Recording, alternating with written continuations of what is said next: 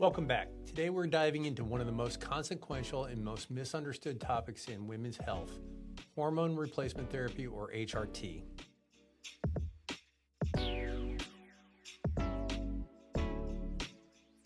If you are a woman approaching or are in menopause, you've probably gotten conflicting messages, maybe from your doctor who told you to avoid hormones. Maybe you've heard that they cause cancer. Maybe you've seen friends swear by them, and maybe you've seen others swear off of them. And honestly, the confusion is understandable because over the past 2 decades, the medical establishment has operated on a deeply flawed conclusions. I can't tell you how often I have a patient tell me that their PCP, their pharmacist, or even their OBGYN told them that HRT causes cancer, heart attacks, strokes, or even blood clotting issues, and that's just not the case. Today, I want to set the record straight using the latest research. Studies from 2020 through 2026, we're going to cover what HRT actually does for your risk of dying, why timing is everything, what it means for your heart, your brain, and how to think about the real risks based on how you take it. We'll also touch on something that was once considered completely off limits, estrogen therapy after a breast cancer diagnosis. To understand where we are today, we need to go back to 2002. That year, the Women's Health Initiative, a large federally funded study, released findings that sent shockwaves through medicine. The headlines were brutal. HRT causes breast cancer, HRT causes heart attacks. Millions of women stopped their prescriptions overnight. Doctors stopped prescribing, and for an entire generation, hormones became the villain. Here's the problem with that. The study was profoundly misapplied. The women who enrolled in the WHI were on average 63 years, more than a decade past menopause. Many already had cardiovascular disease or were at elevated risk. The study was not testing what most women actually use hormones for, managing symptoms at the onset of menopause in their late 40s or 50s. It was essentially testing what happens when you start hormones late. Fast forward to 2024. When WHI researchers published a 30-year retrospective review in the Journal of American Medical Association, their conclusion, when hormone therapy is started within the first 10 years of menopause or before the age of 60, it actually reduces all-cause mortality and lowers the risk of coronary artery disease, osteoporosis, and dementia. And critically, the 20-year follow-up data found no increased deaths from breast cancer or cardiovascular disease in that appropriately timed group. Then in 2025, the FDA did something historic. It removed the black box warning, which is the strongest safety warning on a drug label, from menopause hormone therapy products. The warning related to cardiovascular disease, breast cancer, and dementia were all struck. The FDA updated labeling, which now reflects that researchers have been saying all along. Timing matters, and for the right women at the right time, the benefits are substantial. And that context matters for everything we're about to discuss. Now let's start with the most important number in medicine, all-cause mortality. Simply put, does HRT help women live longer? The answer for appropriately timed therapy is yes. A 2024 analysis published in Menopause, one of the most comprehensive to date, found that estrogen-only HRT in women over 65 who started therapy earlier associated with a 19% reduction in all-cause mortality.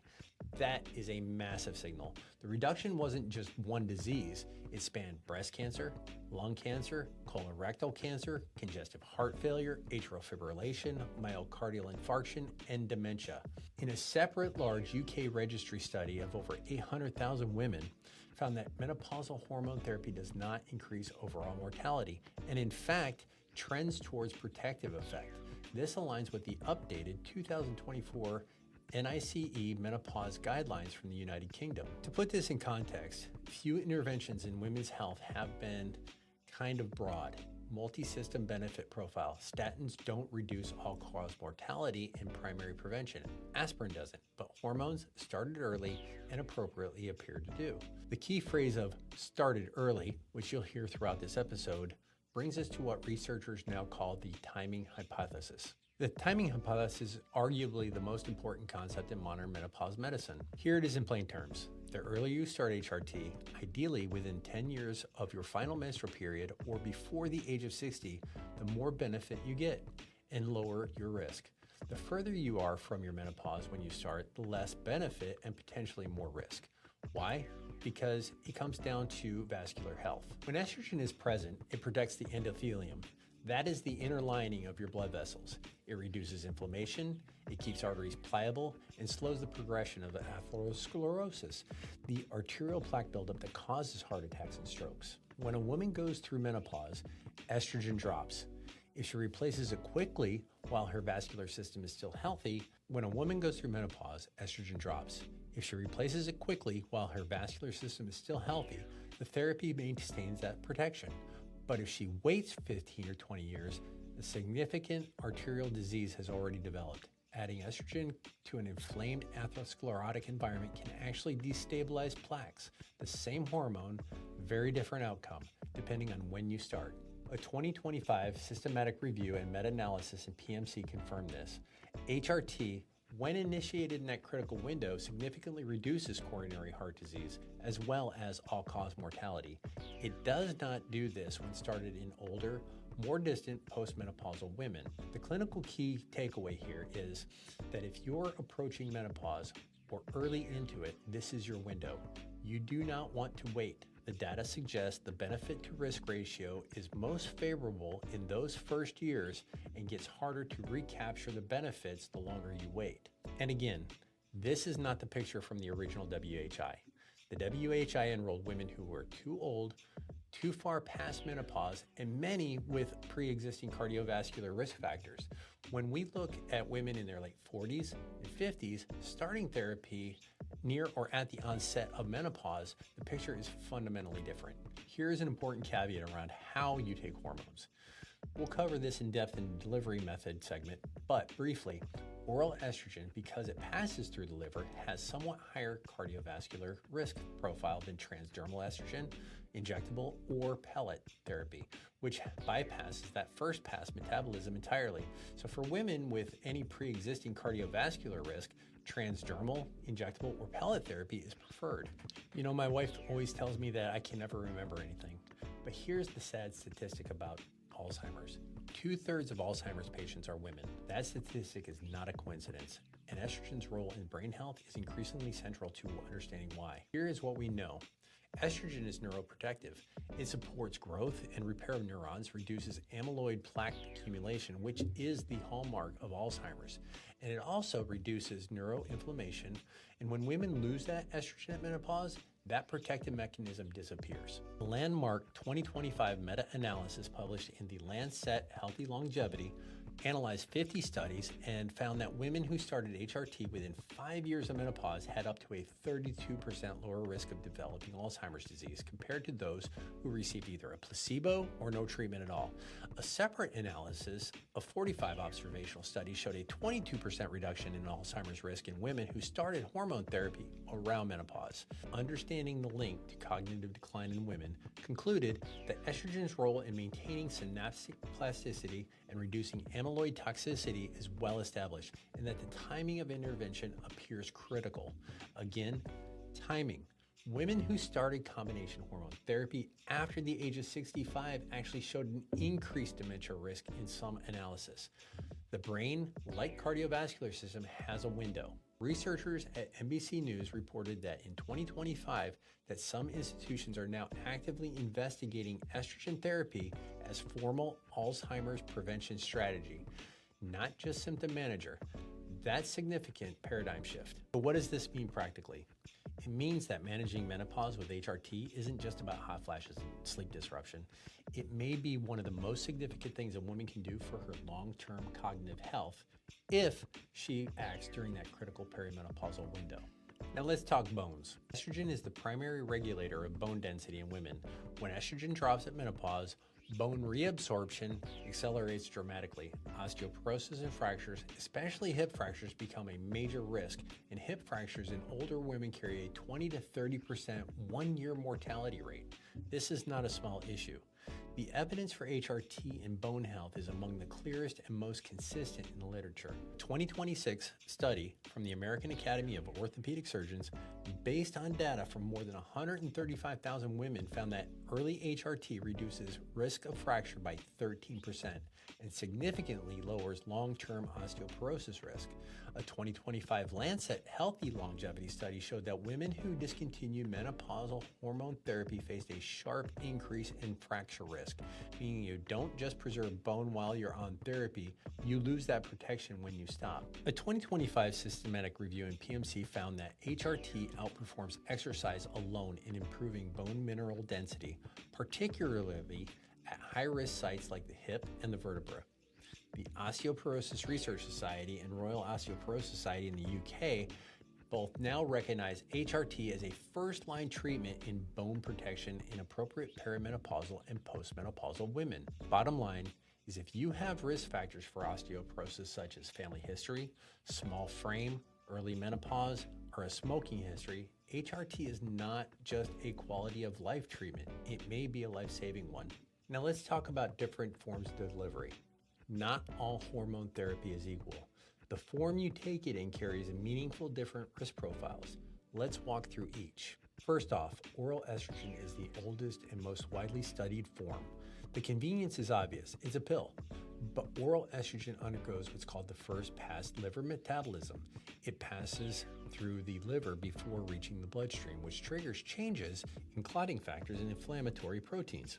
The result? Oral estrogen is associated with a roughly doubled risk of venous thromboembolism or blood clots compared to no therapy at all.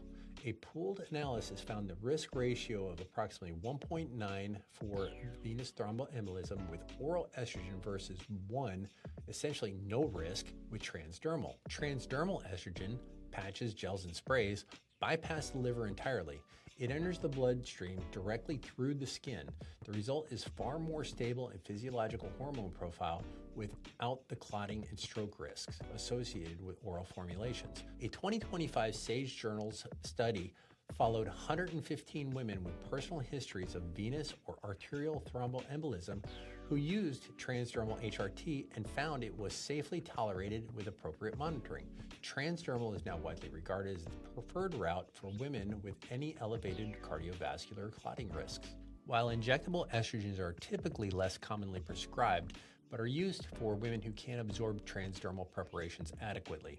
Injectables also bypass the first pass liver metabolism, similar to the transdermal. The challenge with the injectables is the pharmacokinetic variability that people feel.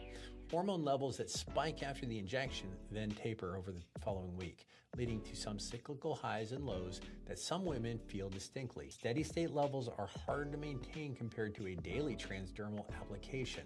However, this can be mitigated with microdosing. Now for pellet therapy.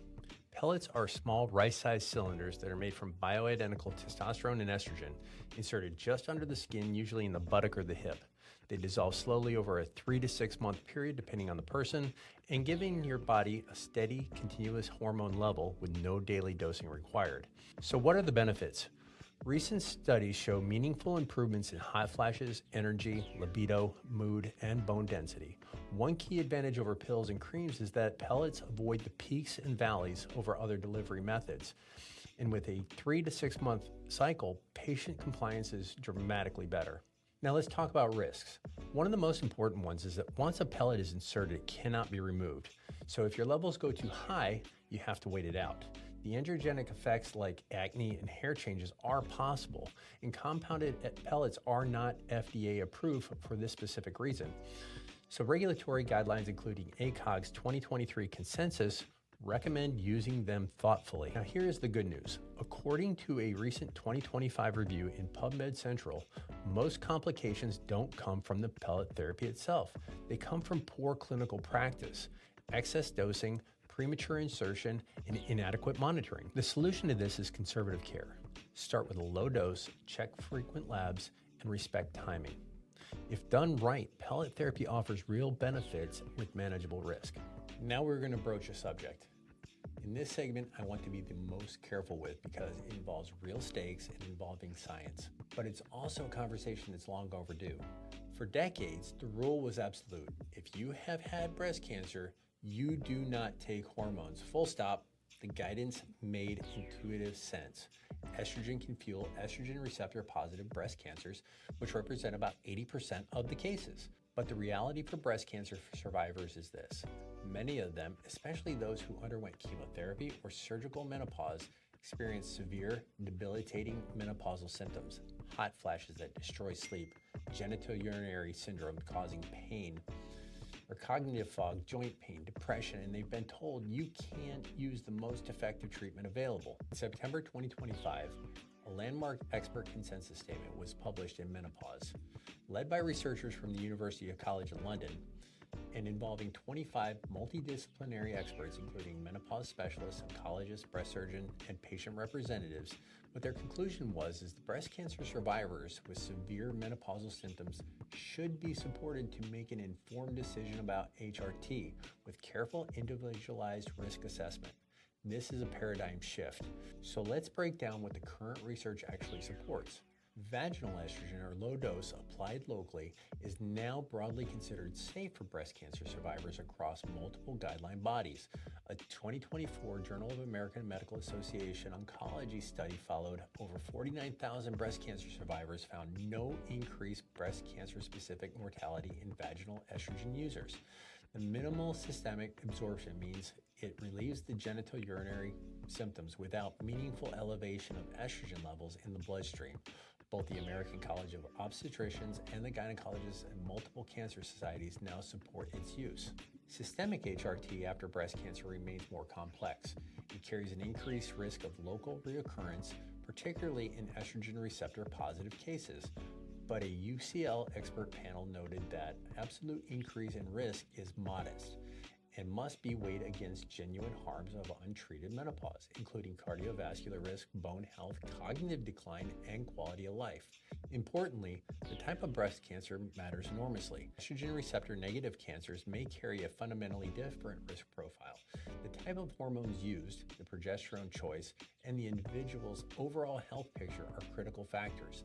This is not a green light for every breast cancer survivor to start systemic HRT, but it is a call to move away from the blanket prohibition toward a nuanced, individualized, shared decision-making between the patients and their care teams. A 2023 meta-analysis found no statistically significant difference in breast cancer mortality risk in patients who used estrogen therapy concurrent with endocrine treatments such as tamoxifen. If you are a breast cancer survivor struggling with menopause symptoms, this conversation is worth having with a menopause specialist and your oncologist together. The answer you have been given in the past of that absolute no may have changed. If you take one thing from today, find a provider who is current on menopause medicine. The Menopause Society, formerly NAMS, has a certified practitioner finder on their website. So does the British Menopause Society.